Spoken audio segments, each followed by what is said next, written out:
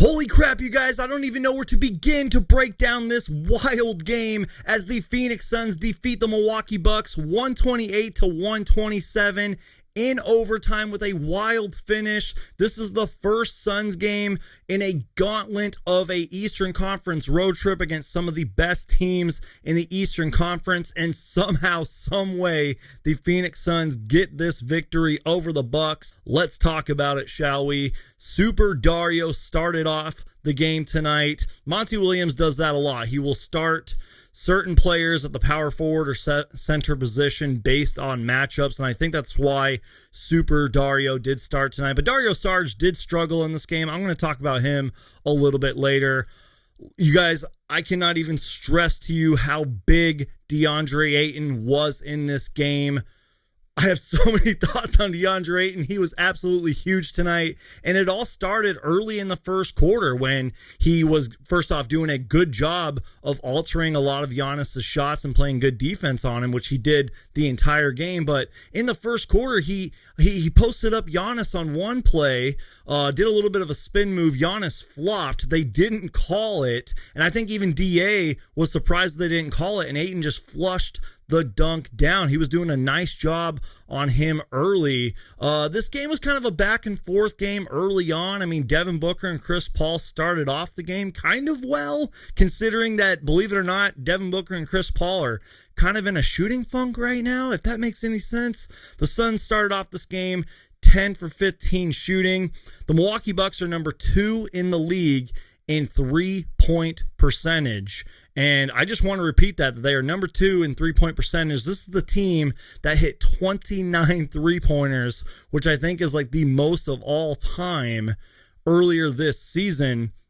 And I think that stat is kind of interesting because the Bucks really struggled from the three-point line earlier in this game. I think they were shooting 12% at halftime. The Bucks finished the first quarter on a 10-3 scoring run.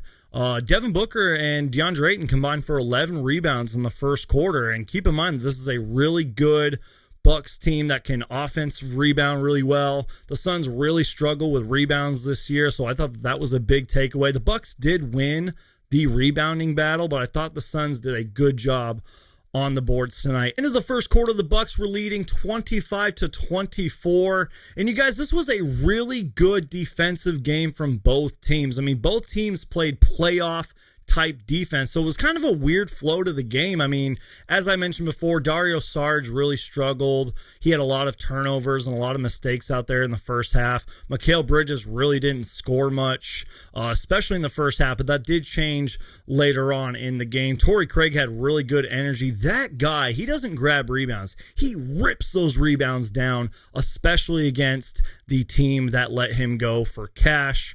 The Suns were shooting 41% from 3, and as I mentioned before, the Bucks were shooting 2 for 16, which was 12% from 3. At halftime, the Suns were up 1, and again, it was all about the defense from both teams. They were just doing a great job of defending each other. I mean, Chris Paul had only 15 points at halftime. Giannis absolutely took over this entire game. I mean, he was getting whatever he wanted out there. With that being said, though, DeAndre Ayton did his best to slow him down. It was just contesting shots, timing those shots, blocking those shots, getting big rebounds. He was great on Giannis tonight. I cannot give DeAndre Ayton enough credit. I mean, he has to be the player of the game this game.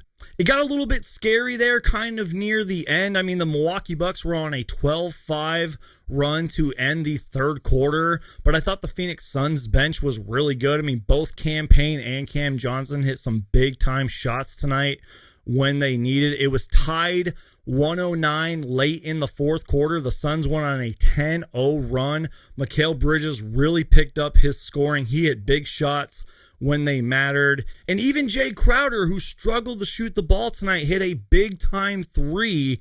And then there was that whole controversy and wild sequence where the Bucks didn't have the ball and they somehow got rewarded the timeout, which is absolutely unacceptable. That was horrible officiating. And one thing I love was Chris Paul was in the referee's face. 3 Suns players surrounded this referee. Horrible officiating. I mean, the broadcast team was upset about it. Monty Williams was upset about it. Horrible officiating. And you know that they're going to come out with that last 2-minute report tomorrow and say that they messed up on that. And I'm not saying that the Suns would have won the game if that timeout wasn't called, but we would have had the chance. I mean, the Suns had a big time lead late in the fourth and they ended up blowing it. The game did go into overtime, 116 at the end of the fourth quarter. I don't know if the Suns just didn't execute a fourth quarter play because they couldn't really get the ball in, and then Booker had to launch it from deep. It was just a poorly executed last-minute shot. It kind of reminded me of that Jazz game when Booker took the last shot and he missed.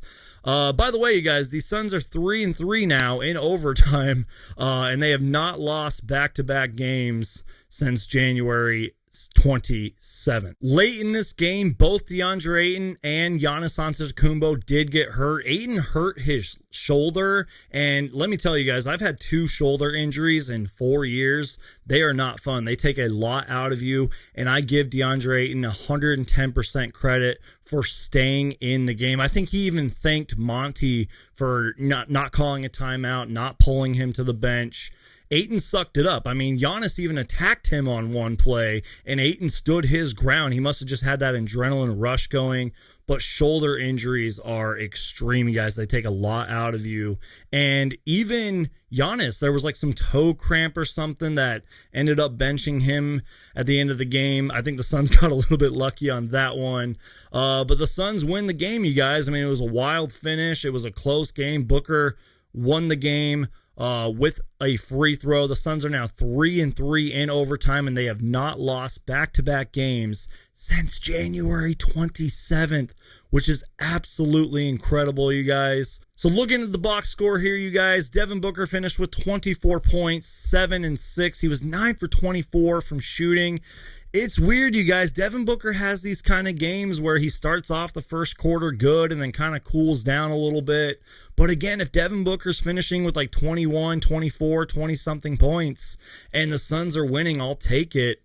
And yes, Devin Booker and Chris Paul and some other Suns players are kind of struggling right now, but I think it might be good. They might heat up when it matters. I mean, we have a gauntlet of a Eastern Conference schedule against some of the best teams in the East, and maybe this is the time where the Suns will start heating up. Chris Paul, 22 points tonight, 13 assists, 7 rebounds. He passes Magic Johnson for 5th all-time on the assist list. He is the point god. He is one of the greatest point guards in NBA history. And once again, you guys, DeAndre Ayton, 20 points, 13 rebounds tonight.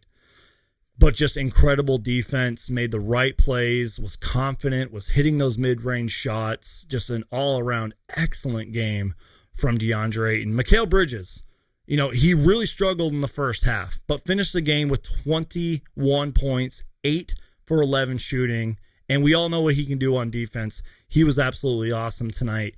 Giannis Antetokounmpo, as I said, was getting anything and everything he wanted, and he finished the game with 33 points and 8 rebounds. And Drew Holiday, I thought, did a really good job, too. I mean, Giannis needed some kind of help with scoring, and Drew Holiday did that while playing fantastic defense all game long. And then I mentioned this before, Cam Payne and Cam Johnson hit big-time shots when it mattered. They had 13 and 12. Both teams ended the game shooting 48% from the field. And as I mentioned before, the Milwaukee Bucks, who are a good three-point percentage, they're a good three-point shooting team.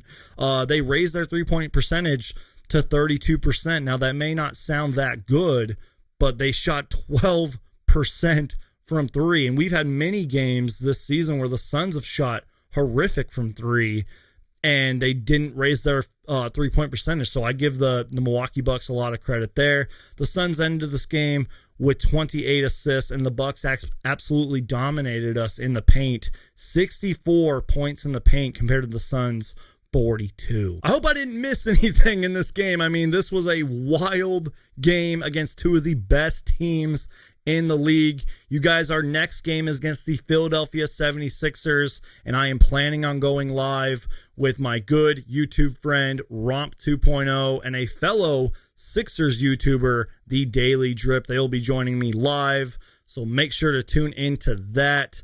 What an incredible game, you guys. The Suns have a really tough gauntlet of a schedule coming up, and I'm just so excited, you guys. The Phoenix Suns get their 41st win of the season against the Milwaukee Bucks. So thank you guys so much for watching. My name is Brandon, aka Suns Geek, and if it has to deal with the Phoenix Suns, I'm going to make a video about it. Make sure to Hulk smash the like button so that I know you guys like these post-game recaps. I want to keep doing them all the way into the NBA playoffs. Thank you guys so much for your support. We are on the road to 5,000 subscribers. 5,000 fellow Suns Geeks, and I truly appreciate all the support. Once again, make sure to Hulk smash the like button, and please subscribe, and I'll see you guys next time.